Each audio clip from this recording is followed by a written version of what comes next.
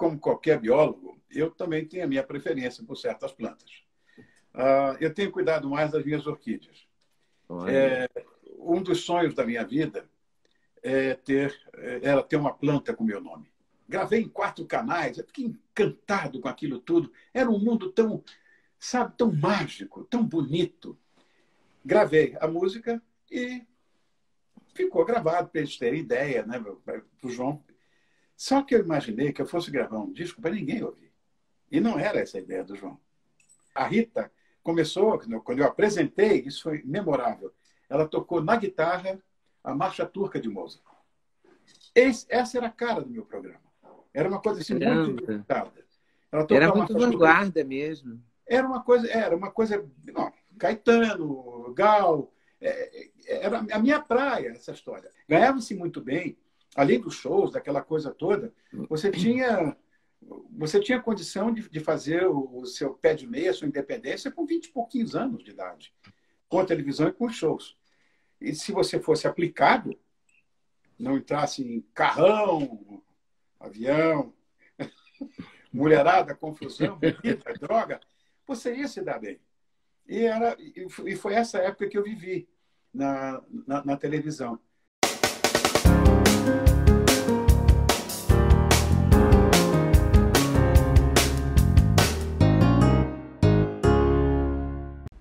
Tudo bem? Sabe com quem eu vou conversar hoje? Com Rony Von. Olha que barato. Verdade, Rony Von. Cantor, compositor, apresentador. Grande Rony Von. Vamos conversar com ele primeiro, começando pela pandemia, né? Como está isso? Viver esse momento. Olha ele, que lindo. Como é que você está, meu amor? Tudo bem? Como Tudo vai bem. você? É só tirar o que está ruim, fica tudo lindo. Você é tão especial. Como é que você está passando essa quarentena aí, você e Kika?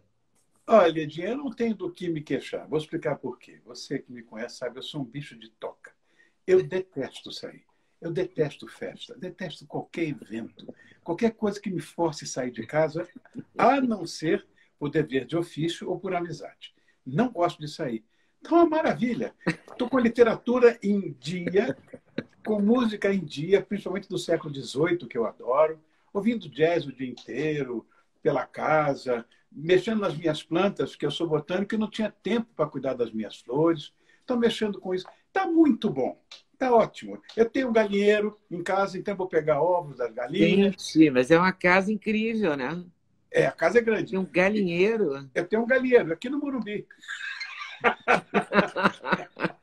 Tem lago com peixinho. Bom, eu fiz um sítio, porque morar em São Paulo tem esse tipo de. Eu não sei. Eu tenho que mudar a atitude comportamental para morar em São Paulo, porque é uma cidade muito célere, muito rápida. Eu preciso ter um sossegadinho em casa, um ninhozinho. E eu fiz uma casa para estar com os meus amigos. Disso eu tenho me ressentido muito, porque é uma casa que todo fim de semana está cheia de amigos. Cheia, sempre. Todo fim de semana tem almoço e tem jantar. Para mim e para os amigos. Fiz a casa para isso. Fiquei duro para fazer a casa, mas eu fiz como eu queria. Agora, para ter meus amigos comigo. É tão bom, eu acho que a amizade é a sublimação do amor. E tendo meus amigos em volta, fica tudo tão facinho. E aí a maioria, enófilo como eu, que sou sommelier, então tomamos tudo e vamos dormir. E você não precisa sair de casa. Olha que paraíso. Não é uma maravilha? Eu estava conversando outro dia com a Ritinha e ela estava me dizendo isso. Para a gente, Rony, é muito... Rita Lee, para a gente é muito bom que a gente não gosta de sair. Que maravilha, que bálsamo. Eu disse, é verdade. Não tem do que reclamar. Me sinto muito incomodado com essa história de não poder abraçar, beijar, que eu sou feito de açúcar e mel, adoro abraçar, beijar. Isso está me deixando muito, muito nervoso. Isso tensiona, né? E saber que tem uma doença lá fora também incomoda, né? Não é uma coisa confortável. Claro que não. Não. Agora, esse desconforto parece que vai ter, de certa forma, uma vida um pouco mais longa do que a que nós imaginávamos. Essa é a minha opinião. Não sei. Porque ninguém sabe nada, cada um diz uma coisa, pode isso, não pode aquilo. Fala, é muito confuso tudo. Eu Mas os também. médicos, eu entrevistei muitos médicos Eu nessa assisti várias entrevistas suas com médicos. muitos. E Várias. eles, é mesmo, que honra. E eles Ah, imagina. falam que só em meados do ano que vem. É. Isso é Essa o que é eu a coisa tenho mais ouvido. sensata, é essa, né? Porque essa história da vacina, já agora já está saindo um trabalho de que já está havendo uma mutação da virose. Como é que você vai fazer? Você cria uma vacina para isso, ele faz uma mutação, é um vírus mutante, aí vai ter que fazer outra vacina para combater a outra. Vai ser Eu tive H1N1, coisa mais Ah, simples do é? mundo. Tive. Fui para o hospital, fizeram o teste, me deram um remedinho, Tamiflu. Tamiflu.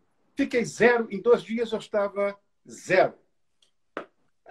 Agora, essa virose, que ela tem, parece que é da mesma linha dos coronas, né? É da mesma linha. Só que essa é brava. Ou como a gente fala no Rio, braba. Braba. Agora, tinha que investir também, não só em vacina, eu acho, né? Tinha que investir num Tamiflu para o Covid-19. Exatamente. Porque a Deve ser vacina. paralelo. A vacina vai ser uma coisa que, de certa forma, vai, pelo menos psicologicamente, vai afetar muito a população mundial. Porque tu diz, agora tem a vacina, que bom e tal. Mas se houver essa mutação viral, vai ser uma coisa complexa, porque vão ter que criar o remédio. É isso que você está falando, que eu acho fundamental. Cria-se o remédio, porque a vacina vai resolver por enquanto. Se o vírus resolver falar papai e mamãe, Danou-se. danou-se. Rony, bom, que plantas são essas que você cuida? Olha, eu tenho um jardim bastante grande. E eu tenho, como eu acho que como qualquer biólogo, eu também tenho a minha preferência por certas plantas. Eu tenho cuidado mais das minhas orquídeas. Olha. Um dos sonhos da minha vida era ter uma planta com meu nome. E uma vez, eu fui fazer um programa do Jô Soares, e ele chegou, Rony, você que é biólogo, botânico, não sei o quê e tal, você tem sei lá, algum fetiche floral? Eu disse, olha, não necessariamente, mas o que eu tenho de verdade é o que todo biólogo que é botânico mexe com isso. Você vê, por exemplo, hoje existe uma Dieffenbachia burlemarxia, que é comigo ninguém pode, com a folha grande e tal, e que ele classificou, que ele descobriu, Burle-Marx, Roberto Burle-Marx, e tem o nome dele. E vários híbridos têm os nomes de quem classificou. Então, você, por exemplo, uma dália. Por que é dália? Porque o Sir Alfred Dahl descobriu, que era outro biólogo, ficou dália. E aí eu estava falando do sonho de qualquer botânico é ter uma planta com o nome dele. Estava assistindo o programa um cientista, um biólogo também, que cuida, chamado Roberto Giorchino. Ele tem uma dos maiores galpões de orquídea que você puder imaginar. É uma maluquice. A greenhouse dele, o dia que eu fui conhecer, tinha 172 mil flores abertas. É uma maluquice. Ui. Nossa. E ele viu a entrevista e ficou atrás de mim. E não conseguia me encontrar. Acabou me encontrando por um amigo comum, enfim. Ele tinha uma planta que ele tinha cruzado anteriormente, ele já tinha o epíteto dela, tinha cruzado já, e ele não tinha florescido ainda a planta, mas ia florescer naquele mês, que era agora, agosto. E aí ele resolveu registrar na Royal Horticultural Society. A Royal Horticultural Society é a entidade inglesa que dá nome a todas as plantas do mundo. Então, por exemplo, eu falei agora há pouco Comigo Ninguém Pode. Chama-se Dieffenbachia. Ela é Dieffenbachia na Indonésia, nos Estados Unidos, na Rússia, no Irã, onde você quiser, o nome é esse. É como pauta de música. É aquilo ali. É aquilo. Bom, é uma Dieffenbachia. Bom, e aí eu fiquei naquela espera de que um dia acontecesse sem saber de nada. E eu recebi um convite de um colecionador, que era um dos maiores produtores de orquídeas do mundo, para eu ir na propriedade dele e tal. Falou em planta, já estou. E eu fui. Era em Guararema, aqui no interior de São Paulo. Como a gente tem casa em Campos do Jordão, passava sempre por ali, deu uma quebradinha, tinha um mapa e fui lá. Fiquei doido, Ledinha. Quando eu vi, era muita flor. E eu fui vendo todas as flores que eu só conhecia de forma documental, ou por filme, ou por fotografia, mas eu não conhecia várias orquídeas que eu nunca tinha visto. E aí foi chegando, quando chegou na última parte lá do greenhouse dele, tinha uma tabelinha escrito assim bem, Leliocatleia honeyfon. Meu Deus do céu. A Leliocatleia é um cruzamento da Lélia, que é uma orquídea, com a Catleia, que é a orquídea mais conhecida, né? Eu tenho aqui eu posso até pegar para você e mostrar, ela já floresceu. Esse ano ela já floresceu. E quando eu vi aquilo, eu comecei a chorar. Eu comecei a chorar porque era como se fosse o nascimento de um filho, uma coisa assim. E aí ganhei essa planta que tem o meu nome e que você procurar em qualquer lugar, que eu falei agora da Royal Horticultural Society, você vai encontrar Leliocatleia honeyfon. Está classificado Olha que barato, nunca pensei isso. Nunca pensei que seria possível. Ela pode ser até comercializada e tudo, né? Porque tem pouca coisa. A maioria está aqui no Brasil, não tem em outros lugares. Eu andou exportando para alguns lugares, para a Holanda, sei lá. Mas aqui no Brasil é que tem um pouquinho mais. Quer dizer, comercialmente ela não diz nada, mas é a minha amada. Depois eu vou pegar para você ver. Depois quero ver. Ledinha, ela ganhou o primeiro lugar na última exposição de orquídea que teve aqui em São Paulo. Olha, é linda, Nossa, então. E um orgulho de pai. Nossa, você ficou babando lá na exposição. Fiquei. Que bobagem, estamos falando de planta, meu Deus. O segundo músico que eu conheço que gosta assim de plantas. O outro é o Roberto Menescal com as bromélias. Meu brother. Queridíssimo, né? Meu querido amigo. Então, ele manda para mim um monte. A gente troca chumbo, Ele manda muita coisa para mim. Eu tenho, inclusive, coisas plantadas aqui, muito raras, porque ele é uma das maiores autoridades, não colecionador, mas autoridades em bromélias no mundo. Ele tem coisas excepcionais. Eu não, sou pobrinho, tenho umas coisinhas aqui mais ou menos, mas tem a boa que ele me deu. Imagina que tenha pouquinho. A pessoa que tem até galinha em casa morando numa megalópole dessa. Pois é, mas não precisa comprar ovo. Tá vendo só? Porque matar minhas galinhas de jeito nenhum. E aquelas galinhas meio encrancadas, aquelas que tinha polaina. Eu tenho a Brahma, Blue Brahma, tenho a Swede Polish. Eu tenho umas galinhas, aquela que não tem crista, tem um tupete. Meu Deus, nem sei, vou ter que olhar no Google essas galinhas. E quando é que começou isso, essa paixão, galinhas e orquídeas? Qual começou primeiro? A orquídea começou com um livro que a minha avó materna me deu de presente. Eu era garoto. Ela me deu um livro vitoriano, lindo, todo ilustrado de aquarelas à mão, espetacular. E eu fiquei muito intrigado que certas plantas que não tinham nada a ver... Vou citar um exemplo bobo.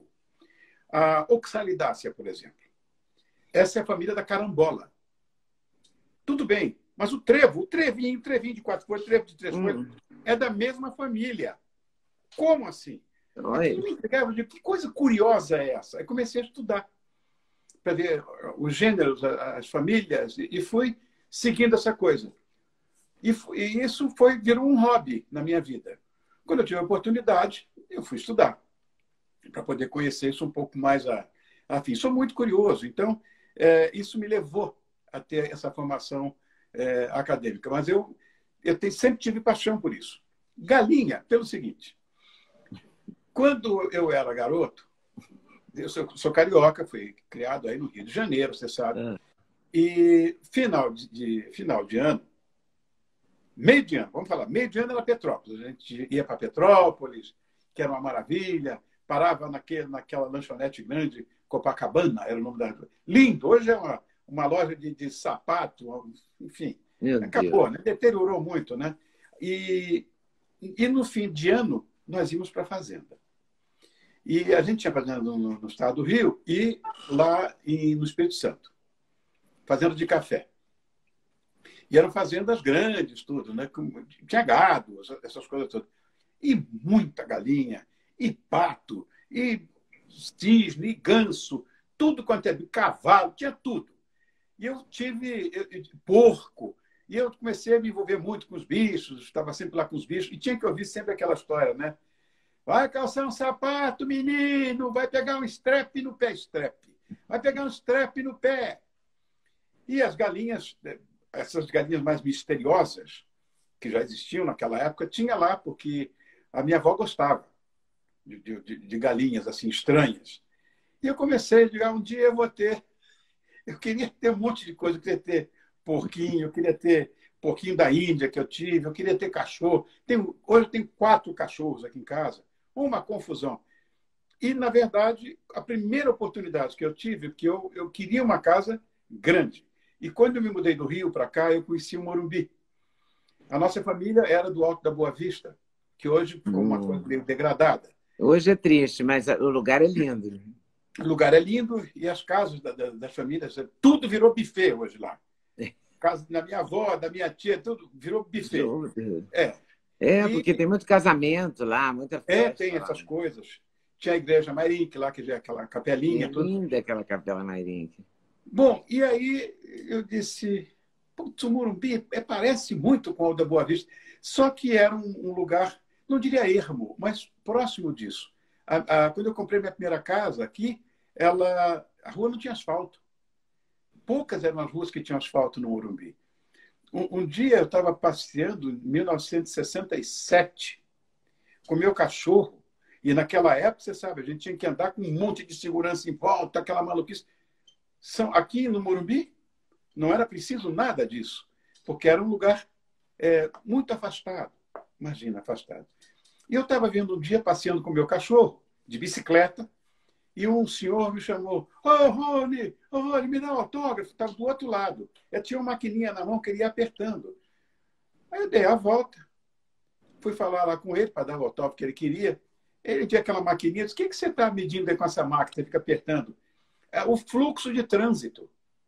Eu disse, como assim? Não, que existe um projeto na Câmara dos Vereadores aqui de São Paulo para criar a Companhia de Engenharia de Tráfego. Olha, a CT, nem tinha sido criada ainda. Nossa! Eu estou medindo o fluxo aqui da Avenida Morumbi. Eu disse, como é que está? Já está passando um carro a cada 15 minutos. Olha, você vê, era uma coisa que era como o Alto da Boa Vista. Meu Deus! Trânsito, não tinha nada.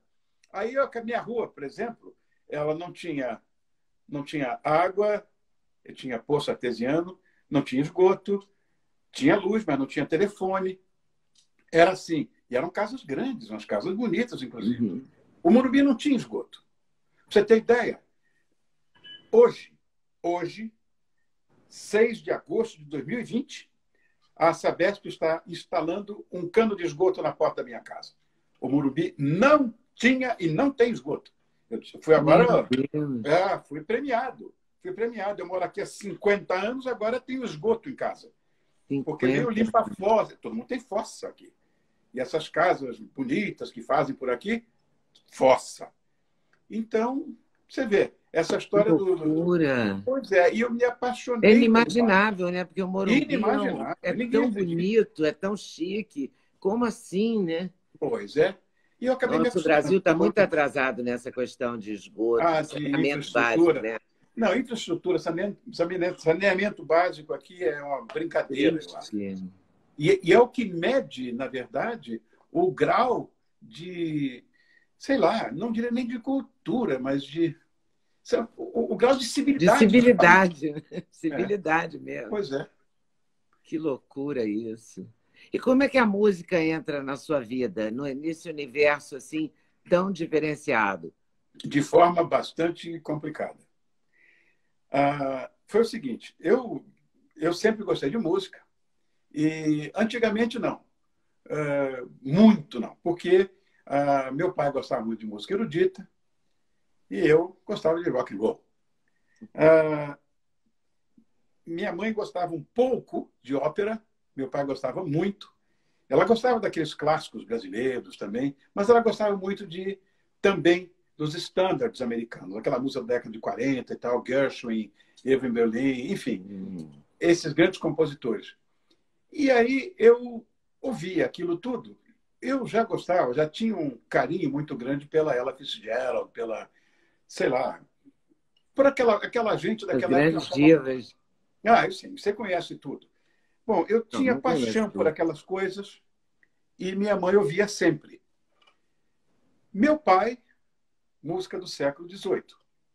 Bach, Haydn, enfim, Corelli, enfim, todos os italianos que eu tenho paixão hoje.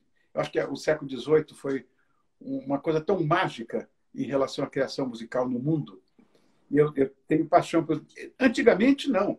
Por exemplo, eu ia com a minha mãe lá na pérgola do Copacabana, lá no Rio, do Copacabana Palace, tomar lanche com minha mãe. Meu garotinho. Minha mãe ia para lá para ouvir quarteto de corda. Eu ia com uma raiva, porque eu não suportava aquilo. Eu queria ouvir Little Richard, eu queria ouvir essas coisas, né? E lá, minha mãe ouvindo aquilo. Eu me contentava porque tinha uma cassata lá maravilhosa e eu já admitia. E a música começou a fazer parte da minha vida. Quando eu estava na escola de cadetes do ar, eu fui cadete da Força Aérea. E aí, um dia, faltou... A gente sempre fazia, no Dia do Aviador, que é 23 de outubro, a gente fazia shows e tal. E eu era o diretor recreativo da nossa sociedade acadêmica. E aí, fazíamos sempre shows, aquela coisa. Faltou uma dupla de cantores. E a gente não tinha o que fazer. Eu tinha um amigo que tocava muito bem violão, era compositor e tudo, que era colega meu, o Alexandre, e ele chegou e disse: Rony, vamos nós. Se você ficou maluco, eu vou subir num palco, tá doido. Mas a gente cantava muito, brincando, lá na escola, nas horas que a gente tinha de lazer, músicas daquela época, né? Então tinha uma música do Del Shannon chamada Runaway. As I walk alone, I won't dance your business, né? Pois é. E já fizemos essa música. Nossa, aplaudiram, gostaram.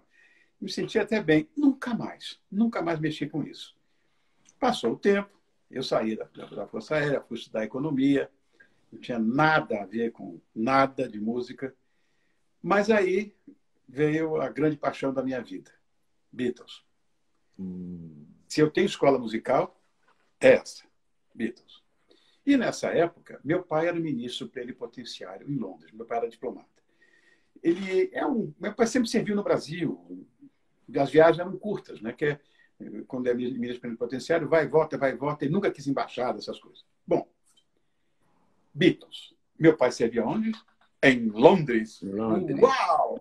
Trazia todos os discos para mim. Ledinha, não adiantava, tinha que esperar. Você se lembra disso? 6 meses no mínimo para chegar o disco aqui. Não é como hoje que o lançamento é internacional. Não. Vinha as prensas de navio para poder prensar o disco aqui. Enfim. Aí eu conheci, por causa disso, um grupo de cover, uma banda cover de Beatles, chamado Brazilian Beatles, que fez um grande sucesso, inclusive. Você deve ter conhecido. Conheci. Ficaram amigos meus, aquela coisa toda, e eu ensaiava com eles. Eu chegava o disco, eles copiavam em fita de rolo e ensaiavam. Um dia eu fui lá no Beco das Garrafas, lá no Little Club, que tinha um mingau. O mingau, que aqui o pessoal em São Paulo não sabe o que é mingau. Acho que é matinê, sei lá. Então, o nome, né? Então, começava às 2 da tarde, a gente chegava um pouco mais cedo da praia, comia uma coisinha e ia para lá, porque era de 2 às 8. Nunca acabou às 8. Sempre, não podia ter bebida alcoólica e tal, e as bandas de garagem todas. Eu estou lá, então, de repente, um deles, eu estava no gargarejo com a minha namoradinha, tomando água tônica com limão para fingir que era gin tônica. De repente, um deles disse: aqui está o Rony, um amigo nosso, o pai dele, embaixador lá na Inglaterra, traz o disco para a gente, ele ensaia com ele canta muito bem. Eu já fui saindo, porque não vão me chamar e eu não vou subir. Só que só tinha amigo. Me pegaram na porta, do Vivier foram me pegar, lá na rua. E me trouxeram para dentro, me jogaram no palco. Quando eu digo me jogaram, eu caí de 4 no palco. Aí eles chegaram para mim, canta aquela que a gente ensaiou ontem. Era uma música do filme Help, que ninguém sabia o que era, nem a música, nem o filme Help, não tinha chegado ainda aqui. Chamava-se You've Got to Hide Your Love Away. Hey, you've got to hide your love away. E a gente tinha ensaiado, eles tocaram e eu cantei, bonitinho, afinado. Edinho, eu fui aplaudido, eu me senti um astro. Ah, que delícia! Quando eu desci, tinha um jovem diretor de gravadora que chegou e disse, e aí, menina, vamos gravar um disco? Juro, assim como eu estou te contando. Meu Deus. Eu disse, de jeito nenhum, mas eu vou gravar disco, minha família me enforca de cabeça para baixo aqui na Avenida Atlântica. Ele disse, quem? Fulano? Primo de Beltrano? Que é tio de Ciclano? Porque no Rio, você sabe disso, o Rio foi feito por 10 famílias. Todas se conhecem. É uma coisa muito fechadinha. Um frequenta a casa do um, o outro a casa do outro. É assim, todos se conheciam. E eu fiquei assim meio, eu disse, não, mas não é, vamos fazer uma experiência. É só, como você fala inglês, vamos gravar uma música em inglês, vamos gravar uma música em português, para ver como é que fica. Essa pessoa era João Araújo. Jura? Olha que barato! Foi meu mentor, foi meu inventor, paixão que eu tenho até hoje por ele, pela Lucinha. Para quem não sabe, o João Araújo, além de diretor de gravadora e descobridor de talentos, era o pai do Cazuza. Pois é. Não é? Para quem não sabe, fica a informação. Eu senti tanto quando ele morreu. Marido de Lucinha, nossa. Mas olha, Lidinha, depois da morte do Cazuza, João nunca mais foi o mesmo. Ele arriou, sabe como cada reia? Ele arriou. Ele se entregou. Né?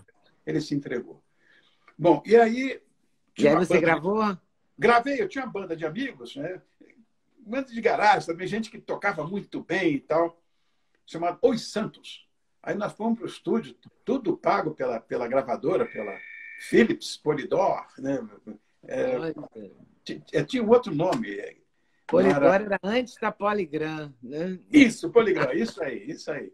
E o selo era Polydor. Bom, Polydor. Gravei em 4 canais, eu fiquei encantado com aquilo tudo. Era um mundo tão, sabe, tão mágico, tão bonito. Gravei a música e ficou gravado para eles terem ideia, né, para o João. Só que eu imaginei que eu fosse gravar um disco para ninguém ouvir. E não era essa a ideia do João. Bom, lá vou eu. Eu trabalhava com família na época. E duro, sempre, me deram um carro. Meu pai me deu um carro que era o sonho da minha vida. Aí ele chegou e disse para mim o seguinte, está aqui a chave. Eu tive até febre emocional quando ganhei o carro. Está aqui a chave. Só quero dizer uma coisa para você. Comprar a geladeira é fácil. Difícil é manter ela cheia. Não disse mais nada. Eu não tinha dinheiro para gasolina. Porque eu trabalhava com a família e ganhava uma merrequinha. Me deram até um cargo. Eu era diretor adjunto. Você sabe o que é isso, não? Nada. Nada. Não é nem um aspolho, não é nada, nada. Não era nada. Mas a minha sala era do lado da sala do presidente do grupo, que era meu tio e meu padrinho. E trabalhar com a família é duro por causa dessa história. Não, tem que dar valor, tem que fazer, não sei o que. Só que aí teve a grande vingança. Nós tínhamos um cliente que tinha sido um senhorzinho já bastante idoso e que era o nosso melhor cliente. A empresa era de quê? A empresa era de quê? Mercado de capitais. Bom, e aí cliente... ele foi apaixonado pela minha avó paterna. Só que não casou com meu avô. Não casou com ele. E ele achava que eu era o neto que ele não teve. E era muito agarrado comigo, São Antônio. Não tinha jeito. Para fazer investimento, só eu indo. Nesse dia era lindo. Eu ia de carro, com o meu carro, que eles pagavam a gasolina, que eu ia sempre de lotação. É lá na Rua da Quitanda, a sede da holding era na Rua da Quitanda, lá no centro da cidade. Pois é. Era uma maravilha, porque porque eu descobri depois de algum tempo que se eu não saísse com o meu Dindo para almoçar, eu ia comer ali na Travessa do Paço um sanduíche de mortadela ou um pão francês com ovo. Minha vida foi assim, inclusive quando eu comecei aqui em São Paulo, foi pior ainda. Bom, aí, quando eu não estava com ele, me disseram um dia o seguinte: Rony, não precisa ficar esperando lá o seu tio, não. Tem uma pensãozinha maravilhosa na Rua da Carioca. Você vai enlouquecer. Comidinha caseira, maravilha, aquela coisa. Não se falava comfort food na época, mas se falava comidinha da vovó. Comidinha da vovó. E eu fui lá, olha, saí da Rua da Quitanda até a Rua da Carioca a pé, é um chão. Aí chegava lá, eu fui, sabe aquelas coisas que tinha antigamente, aqueles pool parlors, aquela coisa de sinuca, que você subia aquela escadinha de madeira lá em cima. Nossa! Era uma coisa assim. Você subia aquilo. Quando eu cheguei lá, o lugar chamava-se Zicartola. Zicartola, olha isso. Dona Zica cozinhando Zica. E seu Cartola servindo. Olha que coisa maravilhosa. Coisa fantástica. Tinha umas coisinhas que eu gostava de comer na fazenda, que em casa ninguém gostava e tal. Exemplo, aquele quiabinho, né? Tinha um quiabinho, adoro quiabo. Tinha um quiabinho. Umas coisas assim que ela fazia para mim. Né? A Dona Zica faz umas coisas que eu amava. E eu comecei a ir, sempre. Bom, e de repente, um dia eu pedi a conta, como eu fazia sempre. Aí o seu Cartola, bom, imagina seu Cartola na sua mesa tocando violão, olha. Olha isso. Que maravilha. De repente ele chega a mim e diz assim: aqui acabou a sua conta. Amigo aqui não paga. Eu disse: mas seu Cartola, pelo amor de Deus, eu tô usando, isso é a prestação de serviço. Amigo aqui não paga. Lógico, faliu. Porque todo mundo era amigo dele, né? Então, voltando a essa história, eu fui no meu carro, me encontrei com o seu Antônio, que me levou na Colombo, então não pagou o almoço, aquela coisa toda. Fez o investimento, eu fui para o escritório e fui embora para casa. Eram umas 5 da tarde, 5h30. Tinha um programa na Rádio Tamoio, chamava-se Disco Estrelinha. Tamoio AM, nem existe mais essa rádio. Disco Estrelinha, que eram as grandes novidades que vinham dos Estados Unidos e da Inglaterra. Rock and roll, essas coisas, grandes baladas. Estou indo lá, eu tinha um MG com rádio, carro esporte conversível sem rádio. Todos eram sem rádio. O meu tinha rádio. Disco Estrelinha, o disco que começa a brilhar. E eu, liguei. Eu próprio.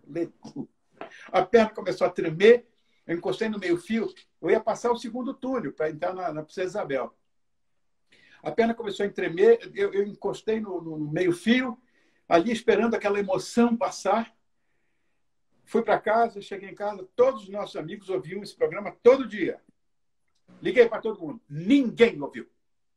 Ah. Quem ouviu? Seu pai. Não ele, mas a tia dele, que era minha tia-avó, matriarca. Aí você não sabe o que aconteceu. O céu desabou na minha cabeça. Foi um filme de terror. Um filme de terror. E eu comecei assim. Perdi, por um lado, os meus amigos de faculdade, porque eu não estava fazendo música engajada. Não era música engajada, não era música com mensagem social, música de cabeludo inglês. Está tudo errado, onde já se viu, traiu a causa. Nós alienado, né? Você foi considerado alienado. Alienado. Guitarra elétrica, imagina. Sem chance, né? Isso, e eu fui, de certa forma, então, penalizado pela esquerda francesa, porque a gente só tomava Dom Perignon nas coberturas de Ipanema. Tinha também a esquerda escocesa, só o uísque 12 anos. Só o uísque. Então, e cortaram o papo comigo, ficaram de mal, minha família me virou as costas. Aí eu vim para São Paulo para tentar a sorte aqui. Fui morar no hotel na Boca do Lixo, chama-se Boca do Lixo, onde tinha aquela distribuidora de cinema, Rua Aurora, aquelas coisas por aí. Hoje é Cracolândia. Meu Deus. A nossa Lapa, no Rio de Janeiro, era o Palácio de Buckingham, perto desse lugar que eu fui morar. O hotel era tão elegante, então, na Praça Júlio Mesquita eu fui morar, ali na Avenida São João. Era tão elegante que ele foi invadido pelo MTST agora há pouco tempo. Meu Deus. Um horror. Bom, e eu, Durango Kid, vendi tudo, vendi meu carrinho, vendi tudo para poder ir para São Paulo. Mão na frente, outra atrás, aquela coisa de não ter... Doido para atravessar a rua para comer o filé do Moraes, que era um filé, Nossa. Obriando dessa altura. Mas como eu estava acostumado já com pão com mortadela e ovo frito, fui seguindo essa minha... E, de repente, a música começa a tocar em São Paulo, estoura.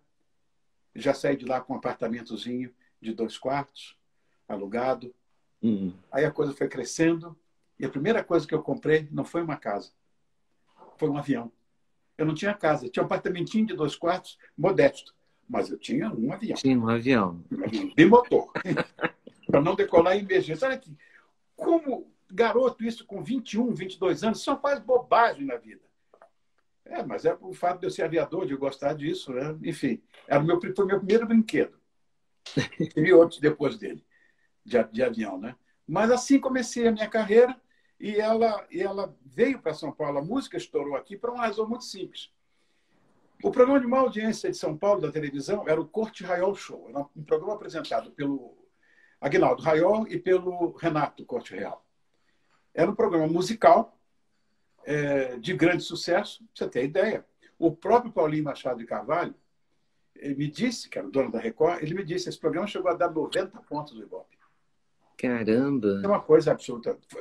Ainda não tinha Globo. Não. Enfim. Não tinha nada, né? A Record era a grande... Era Record ou Record. Tinha a Excelsior também.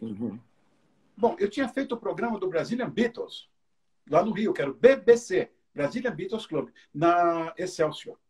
Não tinha rede de televisão. Então, gravava-se numa semana, botava aquela fita dentro de um avião, as latas, vinham para outra emissora daqui, ou de acolá, e passavam com uma semana de defasagem o programa.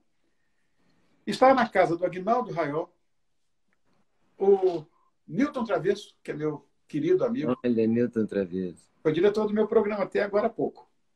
O Newton, o Tuta, que é o dono da Rádio Jovem Pan, Maneco, que hoje é Manuel Carlos, que hoje é autor de novela, fazendo a pauta do programa do Aguinaldo Raiol da semana seguinte. Na televisão, vendo... Quem é esse cara aí? Eu. No programa... Ninguém sabia, não sei quem é. Vamos trazer. Cara estranho, cabelo grande. Vamos trazer. Trouxeram. Eu fiz o programa. Eu não acreditei. Eu me lembro que foram me buscar em casa, me levaram até o aeroporto, tive um acompanhante. Eu vi no Viscount, de lá para cá. Cheguei aqui, tinha uma pessoa me esperando no aeroporto, me levou para um hotel, na época não era 5 estrelas, mas era hotel de primeira linha, que eles chamavam, no centro da cidade. Fiz o programa de televisão e ganhei. Ledinho, eu ganhei um cachê. Eram 100 dinheiro, sei lá o que era, mas ganhei 100. Eu disse, é aqui que eu vou amarrar meu burro. E depois dessa história que eu vim para São Paulo e tal, para passar foi difícil. Eu pensei que era fácil assim, não. Foi difícil. Mas a coisa correu e, de repente, tudo deu certo. Aí meu pai veio para saber onde é que eu estava. Quando ele viu, ele disse, olha, eu me equivoquei. O homem só é feliz quando ele trabalha com aquilo que ele gosta. Até porque ele não vai trabalhar nunca. Ele vai se divertir sempre. Esse é o seu sonho. Você perseguiu, conseguiu e me demonstrou que é o que você quer. Aí, sem dinheiro, sem nada. Fui para o apartamentinho de 2 quartos e tudo, sem negócio de tomar grana, que nada.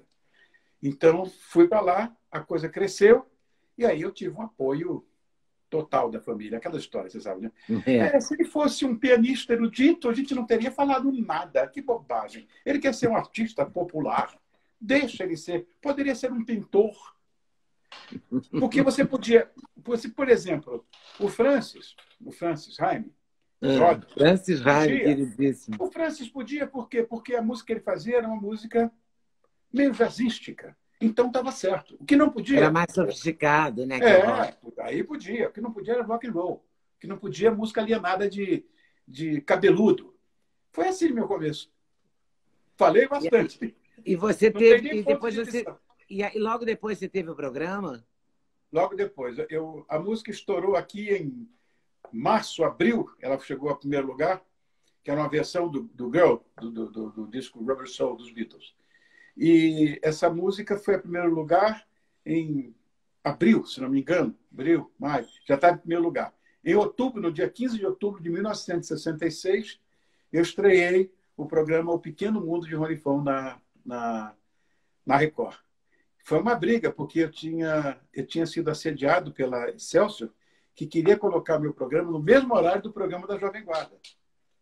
Aliás, durante muito tempo, esse é um país rotulador, nós sabemos disso, mas durante muito tempo eu me insurgia com isso, porque eu nunca fui da Jovem Guarda. Eu nunca participei do programa Jovem Guarda. Eu não tinha nenhuma ligação com a Jovem Guarda, mas eu surgi na época. Aí passa a ser o Rony da Jovem Guarda. É, porque as Aí, pessoas adoram colocar os outros numa gaveta, né? Numa é, caixa, um rótulo. E aí você e ficou... de repente, a Hebe resolve me chamar de príncipe. Aí tinha um rei, virou o príncipe da Jovem Guarda. Eu tinha ódio. Não era da Jovem Guarda. Ai, ai, ai. Aí, Não, você tem cara de príncipe. Você é chique como príncipe. Sempre foi. Amiga não vale. Não, é verdade. Imagina que você ainda foi do cadete. Os cadetes eram naqueles anos, o quê? 50, 60? Eu fui cadete nos anos 60. O sonho de consumo das moças, né? Eu Cadete, era uma coisa assim lindíssima. Né? fantástica. Dançava-se valsa de 15 anos, o sonho era dançar com cadete. Dancei E você muito. lindo, imagina. E você Dancei tem a muito. ver com a escolha do nome Os Mutantes? Fui eu que lancei o grupo, né? Foi o seguinte, papai tinha chegado da Inglaterra com o Revolver, que eu acho o disco mais emblemático dos Beatles. Foi ali que teve, de fato, a grande mudança. E aí chegou o disco, eu liguei para a Ritinha, que já era minha amiga. Ritinha, pai, chegou, não sei o que, tá, você não tem ideia, é uma maravilha o disco. E ela foi lá em casa para ouvir o disco. Eu morava nesse apartamentinho mesmo, de 2 quartos, só que já tinha móvel, já estava arrumadinho. Na Vila Nova Conceição, antes da Vila Nova Conceição virar esse móvel. Olha, Não, mas era simples, era um bairro simples. Não mas é você esse sempre morou bem, né? assim. Até Meu quando não hotel, sabia que ia ser bem, né? Você nem sabia, Bom, mas ficou bem o lugar. pois é. Bom, ela chegou, ficamos ouvindo e tal, de Rony, sabe, a gente tem aquela banda que somos em 6 músicos e 3 não vão continuar. Eu disse, então como é que vai fazer? Não, vão ser só 3. Eu, o Arnaldo e o Serginho. Eu digo, não temos nome, não temos nada. Eu comecei a pensar um monte de bobagem. Tinha aquele grupo, Peter, Paul e Mary, que eram 2 meninos e uma menina, que faziam aquela música, semi-música de protesto, como se chamava na época. Mas eu pensei nisso, uma coisa assim, né? Com os nomes dos 3. Mas uma coisa meio xoxa. De repente, estava em cima dessas mesinhas laterais do sofá, tinha um livro que eu estava lendo. Eu gostava muito naquela época de science fiction. E eu estava lendo um livro chamado O Império dos Mutantes. E eu olhei, Ritinha, está aqui o nome. Mutantes. Ela disse, ai, que maravilha, esse nome é perfeito, não sei o que ficou Mutantes. Só que eles tinham que ser lançados, né? Porque era um grupo novo e tudo. Para eu conseguir levar na Record, meu Deus. Quem? Mutantes, uma banda maravilhosa, vocês vão gostar. Tenho certeza que vocês vão amar, não sei o que. Tá, não, vamos deixar, esquece um pouco isso, Rony.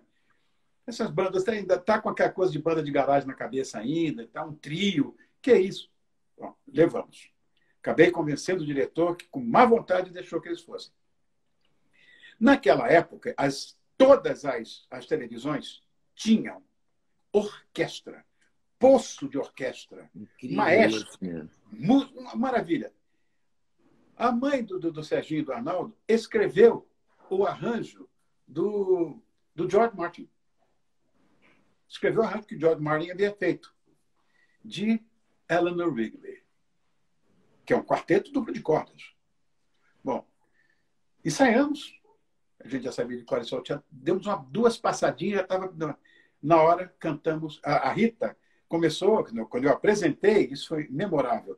Ela tocou na guitarra a Marcha Turca de Mozart. Essa era a cara do meu programa. Era uma coisa assim, muito dificultada. Era muito vanguarda mesmo. Era uma coisa. Não, Caetano, Gal. Era a minha praia, essa história. Bom, de repente, nada contra a Jovem Guarda, porque acho que a minha juventude, na minha geração, conseguiu fazer uma revolução de mudança de comportamento social do mundo. E revolução tem tiro, tem sangue. A nossa revolução foi feita com música. Então, eu tenho muito orgulho da minha geração seja de Jovem Guarda, não seja, para mim está tudo perfeito.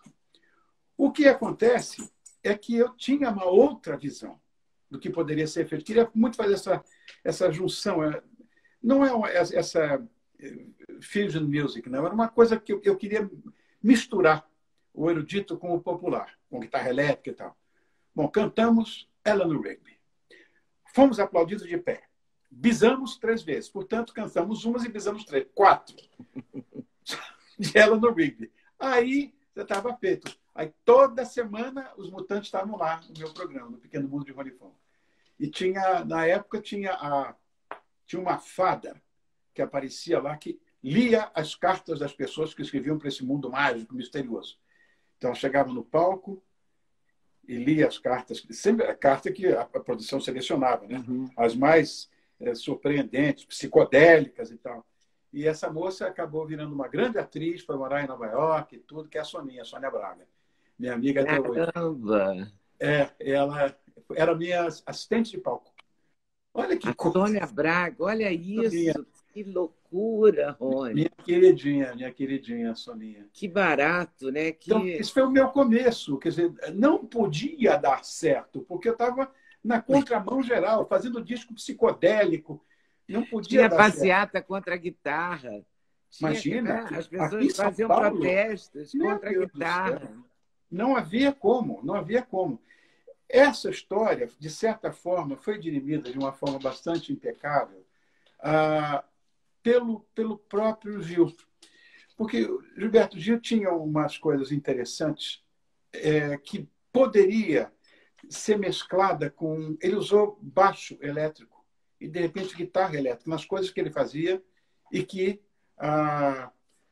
o pessoal fã da MPB tradicional gostava, sem ser o violãozinho, aquela coisa.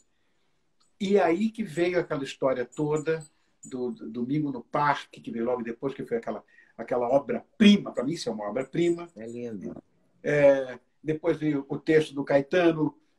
Aquelas coisas foram aparecendo com música eletrônica, com guitarra elétrica, com baixo elétrico e tal, com teclado elétrico. Essa história, para mim, foi a que resolveu o nosso problema. Ficou tudo mais ou menos parecido. Eu tentei seguir o caminho com eles, com a Tropicália. Mas, na época, o meu agente disse, imagina, isso aí é uma coisa efêmera. Isso não vai... Não, isso é bom, é tudo que eu queria fazer. Isso não vai durar 3 meses. Cai fora disso e tal. Eu fui forçado, porque os interesses eram todos comerciais, né? Era uma coisa muito monetarista. Tem que fazer, tem que vender, o disco tem que vender, o disco não vendeu. Como hoje a televisão, deu audiência, não deu audiência, vendeu, não vendeu. É a mesma coisa, não muda. Bom, e eu tive que abrir mão da coisa que eu mais gostava na época como movimento, porque esse, para mim, foi um dos últimos movimentos musicais. Teve muito movimento comercial depois, mas esse foi um dos últimos movimentos musicais. Que influenciou mesmo, né? Que mexeu com o conteúdo da música exatamente, mesmo. Exatamente. Que era uma coisa, você vê, o meu sonho, como compositor, e quando comecei a fazer essas histórias, eu sempre gostei muito de arte, tenho paixão por isso, e principalmente arte pictórica. E eu sou fã de surrealismo, né? Eu estou aqui num cantinho da minha biblioteca, eu estou olhando ali, tem um René Magritte, aqui eu estou vendo um Dali, um Picasso ali do lado, essas coisas que me atraem muito. E eu queria fazer música parecida com uma tela de Salvador Dali ou de Magritte. Era o meu sonho. Acabei fazendo. Foi o maior fracasso da história da minha vida. Eu me lembro quando André Midani chegou aqui no Brasil, porque eu fiz a música. André chegou aqui no Rony, tenho a maior simpatia por isso. Mas pega mais leve, porque está underground demais. E eu fui subindo um pouquinho o tom e tal, até que entrei de novo naquela coisa comercial, induzido pelos departamentos de venda, aquelas coisas de gravadora, mas sempre infeliz, musicalmente sempre infeliz, querendo fazer um tipo de coisa que não me deixavam, e quando deixavam era uma faixa, 2. Quer dizer, minha carreira foi muito irregular por causa disso, em termos de música.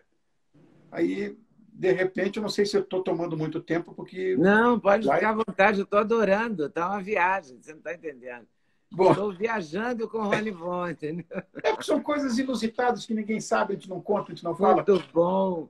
E como é Bom, que aí você já fazia televisão numa época que a televisão fazia, nem era um fazia. veículo tão forte, né, no Brasil? Ou era? Para a Já música era. era, né? Era. Eram os Para a música festivais da era porque os grandes canção, todos os programas de música eram na TV, né? Exatamente, exatamente.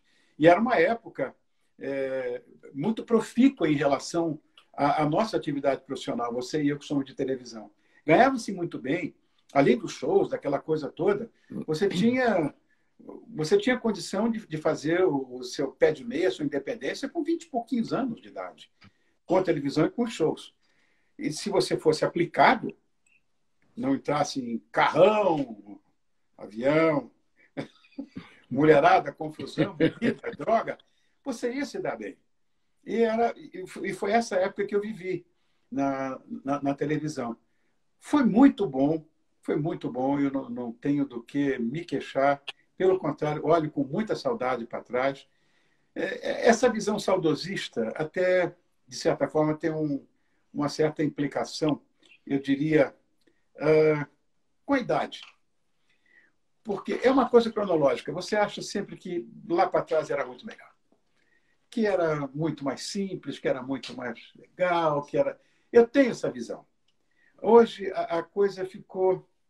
Eu não diria que ficou individualista, mas ela se profissionalizou de tal maneira que você não tem aquele apego que eu tenho, por exemplo, com os antigos artistas e tal. Eu me lembro que meu pai, quando eu já estava aqui no Brasil, ele era presidente do Instituto do Açúcar e do Álcool, então ele vinha muito para São Paulo, negócio de usina, de açúcar, aquela coisa.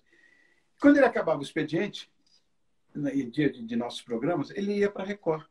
Todo mundo já conhecia ele. Ele fez amizade com aquela garotada toda. Sabe, Elis pedia todos os conselhos do mundo para o meu pai. Ele falava, minha filha, esse era meu pai, minha filha, você que tem informação acima da média, por que você fala tanto palavrão, Elis? Seja mais comedida. Você conhece o nosso vocabulário muito bem. Era assim. Fez amizade com todo mundo, acabava os programas, a gente tinha uma pizzaria em frente, não tinha aberto a Consolação, era uma rua estreita ainda, e tinha uma pizzaria em frente chamada, tentar me lembrar. E nós íamos para lá, para essa pizzaria, pizza para todo mundo, meu pai pagava a conta, ele tomava chopp, ia todo mundo para casa, de um ou de outro. Continuava. Esse tipo de coisa não existe mais. Não tem mais. Zitereza, me lembrei o nome da pizzaria, Zitereza. E hoje não tem mais. Quer dizer, vários amigos frequentam a minha casa até hoje. Eu tenho amigos queridos que vêm à minha casa, porque todo final de semana, como eu te falei, eu recebo na minha casa. Agora, quem, assim, que eu começo a ver, são todos daquela época. Tem um irmão nosso, trabalhou contigo, inclusive, na Globo, que é o Marcos Rummel. Marcos Rummel, meu queridíssimo amigo. Trabalhei anos com ele. Marquinhos está sempre comigo. Está sempre comigo. Aqui em casa. Esse é meu brother. Fausto Silva, que é uma das pessoas mais dadivosas que eu conheci na minha vida inteira. Você não pode contar. Fausto, se você contar uma história triste para ele, ele arranca a roupa e te dá. Eu nunca vi nada igual. Todo artista que tem um problema, ele vai ficar bravo comigo. Todo artista que tem um problema, seja ele qual for, principalmente financeiro, é só recorrer a ele. Nunca vi nada igual na minha vida. Mantém um monte de entidade, ninguém fala nada. As pessoas falam do programa dele. Né? Esse é um outro querido. E reclamam da roupa dele. As pessoas são muito superficiais mesmo nesse sentido. Não é? Olha, que eu não sabia nada disso, Faustão. Até fiz a primeira entrevista do Faustão quando ele foi para a Globo. Ele reclamou do sofá, reclamou de tudo na entrevista. Mas eu fiz a primeira entrevista com ele. Ele estava chegando lá. Depois Entre Perdidos da Noite, quando ele ia estrear. Ele ia estrear, sei lá, entrou no sábado, ele ia estrear no domingo, uma coisa assim. E nunca mais eu vi, nunca mais conversei com ele. Então, eu não sabia desse lado. Não, é a pessoa mais dadivosa que eu conheci na minha vida. Nunca vi nada igual. Nada igual. Impressionante. Quando as pessoas falam, ele ganha muito. Não, ele não ganha muito. Ele ganha para poder dar para os outros. É o que eu falo. Porque dá. É assim. Eu me lembro... Fala. Não, eu queria fazer uma... Por exemplo, você foi para a televisão. Estava fazendo o Todo Seu, né? Durante anos. 15 anos. Aí, 20 anos. 15. Nossa, 15. 15 anos. Não fala não que você também E eu gosta fiquei dessas coisas 20, quase longevas. 21 anos Quase 20 anos. fazendo 21 sem anos. censura e um dia acabou. É uma sensação estranha, não é? É horrível. É É horrível. horrível. É horrível porque acaba e você não pode se despedir. Pelo menos não me deixaram me despedir. Eu devo muito à emissora. Ela foi muito bacana comigo. E você não pode, de certa forma, forçar. A crise bateu na porta. Eles não tinham mais. Minha produção não era cara, mas era muita gente. Né? E era um programa que tinha um custo elevado e tudo, de salário, eu tinha participação de faturamento, enfim. A produção era de 11 pessoas, tudo isso. Né? E a fundação ela tinha muita coisa alugada, aquele prédio imenso, inclusive a Globo, que o transmissor era lá. E era uma fortuna que a Globo pagava para a fundação. Acabou. Saíram de lá, porque uma antena daquela tamanho do bonde, você hoje com um chipzinho assim, você manda o sinal para onde você quiser. Então, foi nessa época, dessa grande crise, que eu fui convidado a... Foi uma coisa de comum acordo, né? Porque foi uma coisa com lágrima, tudo, né? Não da minha parte, mas eu entendi perfeitamente. Foi meu 13º programa de televisão. Então, mas voltando... 13º programa? 13º Caramba! programa. Tive um monte de programa de televisão. Um monte. Só na Tupi tive uns 4, na Record tive 5. Então, tive Pequeno Mundo de Rony Fon, Rony Especial, Rony o Robô, Rony Ronaldo, Rony os Alegres Companheiros. Depois eu tive Assim que a Minha Juventude, lá na Excelsior. Teve Rony Fon Show na Tupi. Olha, um monte. Vou começar a falar, são 13. É muita coisa. Mas a história desses poucos amigos que eu recebo, ligados à música, ligados ao nosso ofício, que é a comunicação, são poucos. Mas são sempre muito queridos, porque eles não têm atitude comportamental de artista. Porque hoje, você é mais nova que eu, mas na minha época... pouca coisa. Eu tenho 76, você é uma menina, me respeite, menina. Não, daqui a pouco eu faço 70, fica calma, estou bem perto de você. Então, você lembra como é que era no nosso época? Que coisa gostosa que era?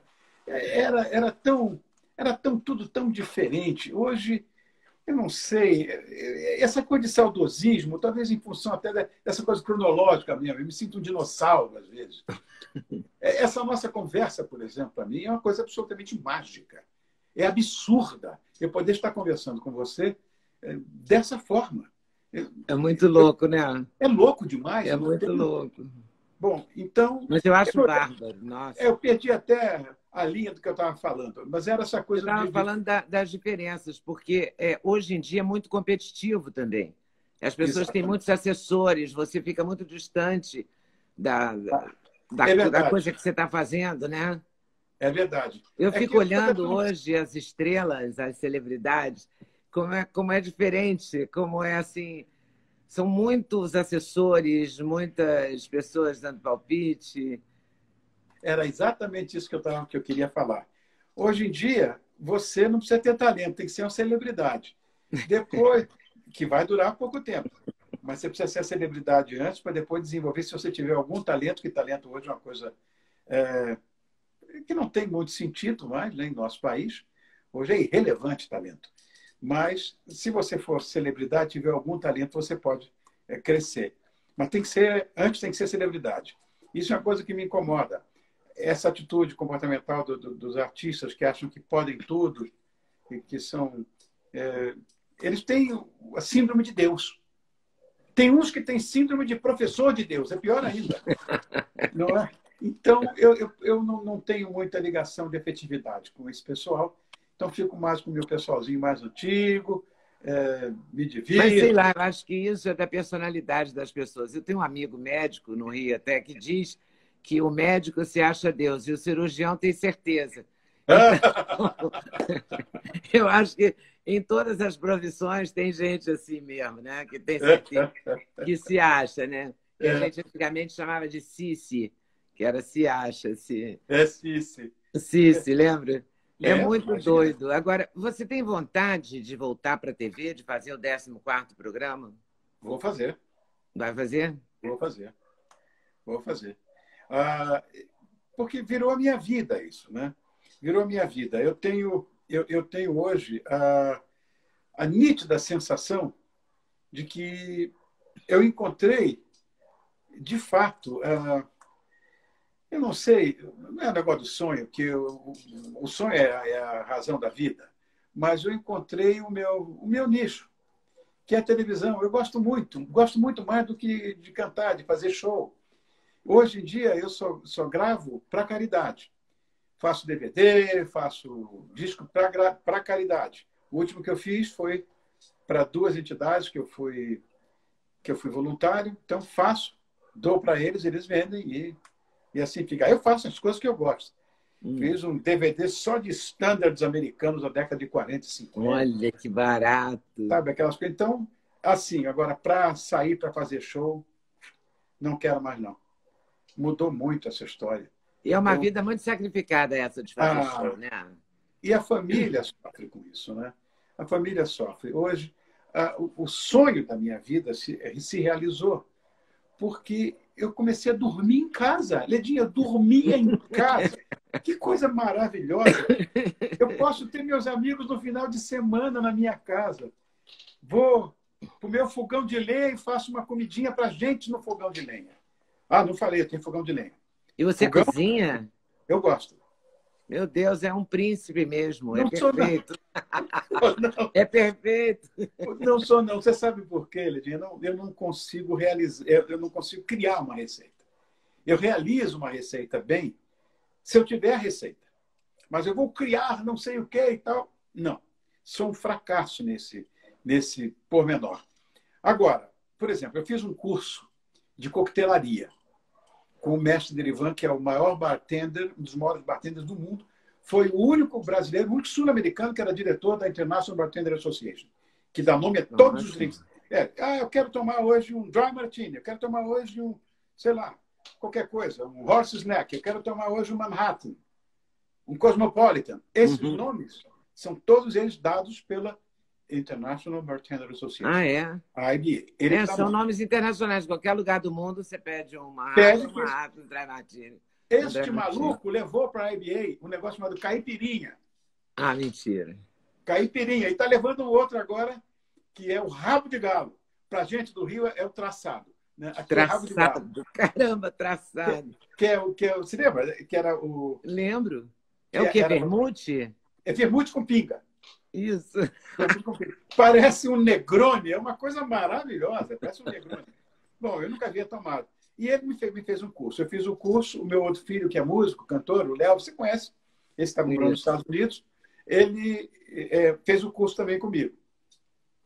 Eu crio o que você quiser com coquetel e não faço um prato de comida se eu não souber a receita, se não tiver a receita. Isso é uma maluquice. É uma maluquice. Mas você seria capaz de fazer, porque você não se dedicou.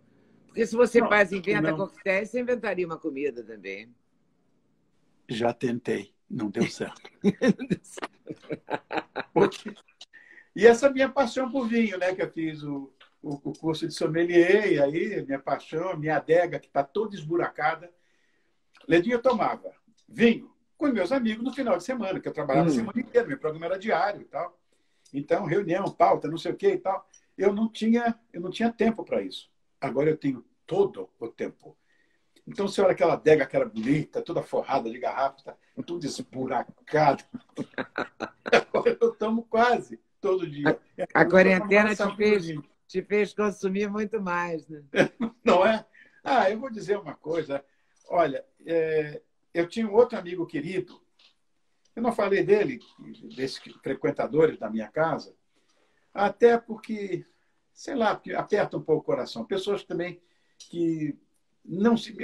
Essa coisa eclética que eu tenho em relação às minhas amizades, como, por exemplo, as pessoas se espantam muito que eu sou muito amigo do João Gordo. Olha, João Gordo é inusitado mesmo. João Gordo é um ser humano de primeira grandeza. É o melhor pai e marido que eu conheci na minha vida. É um educador dos filhos, uma pessoa maravilhosa. Que barato. E amigo, pode ligar para ele agora, estou com dor de cabeça, ele vem trazer o comprimidinho. E tem aquela persona. E aí ele é aquilo fora também do ar. Bom, então, esses meus amigos que, de certa forma, trafegam nesse ecletismo todo que eu estou falando, vêm aqui em casa e um deles, que é uma pessoa também, outra pessoa, olha, eu nunca vi, da escola do Fausto, em relação a dádivas, eu nunca vi nada igual. A filantropia, essas coisas, que era o Gugu. Gugu. Gugu. O Gugu, ele sempre que vinha almoçar aqui em casa, ele trazia uns vinhos para mim. Trazia 3, 4 garrafas de vinho. E ele era sofisticado nesse aspecto, né? Vinho top, né? Top do top. Ele trazia para mim. Bom, um dia ele trouxe um vinho que eu disse, não, eu não vou abrir isso aqui agora. Eles vão abrir o vinho. Esse não. Eu tenho que esperar uma situação de relevância, de importância, não é? Assinar um belo contrato, ou ter um filho que conseguiu realizar alguma coisa. Eu disse, Rony, faz isso não. Use sempre o seu melhor faqueiro, sua melhor louça e tome o seu melhor vinho. A vida é muito curta. Acredita numa coisa dessa? Caramba! O cara falou isso para mim na minha casa. Nossa! A vida é muito curta. Não sei, isso não é uma premonição nem nada, porque, sei lá, a gente nem pensava numa coisa dessa. Mas, a partir daí, Mas é um caso a pensar, né? Comecei a esburacar a adega. A gente até arrepia, né, ouvindo isso. Pois é, esburaquei a adega por causa disso. Fez bem. Está com bom argumento. Claro. Está com bom argumento você.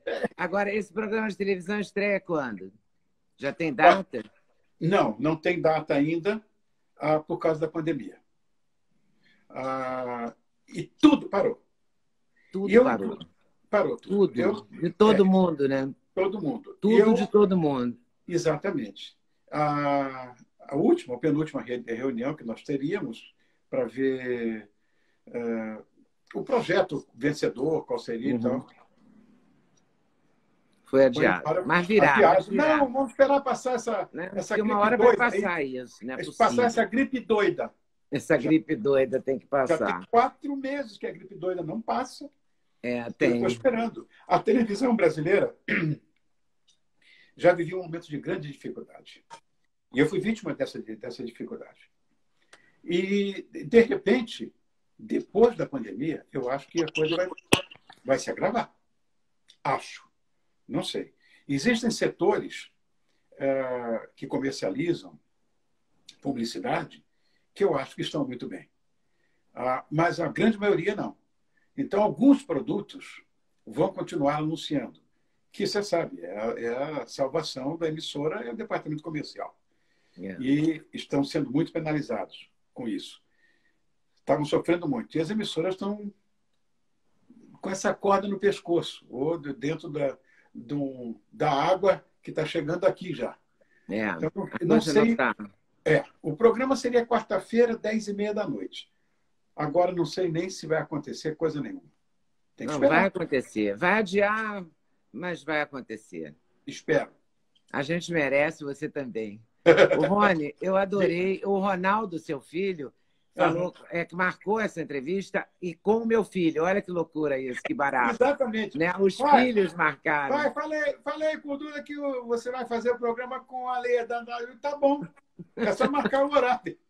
Muito bom. Assessor não dá certo. E a Kika ele mandou o telefone da Kika para se eu precisasse de alguma coisa, eu falei com ela esses dias para confirmar. Foi muito bom, muito obrigada a ela, ao Ronaldo, a você pela generosidade de contar a sua história, compartilhar essa coisa bonita que é a sua vida. Muito obrigada. Obrigado eu, meu amor. Amo você.